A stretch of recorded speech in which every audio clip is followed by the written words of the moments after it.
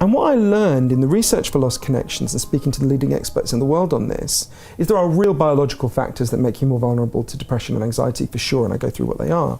But actually, mostly, according to the World Health Organization, the leading body in the world, according to the leading doctor at the United Nations, the causes are mostly not in our heads, they're mostly in the way we're living. So I learned there's scientific evidence for 9 causes of depression and anxiety.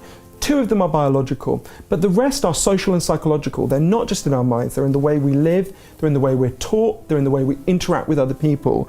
And that opens up a very different kind of solution to depression and anxiety, very different paths out, which should be offered, it's important to say, alongside chemical antidepressants, which do give some relief to some people, as they gave me some relief for a short time. So we are one of the loneliest societies there has ever been. There's a study that asks Americans, there are similar trends for Britain, they're not quite as extreme, but they're getting there. Ask Americans, how many close friends do you have who you could call on in a crisis? And when they started doing those studies years ago, the most common answer was 5. Today, the most common answer, not the average, but the most common answer is none.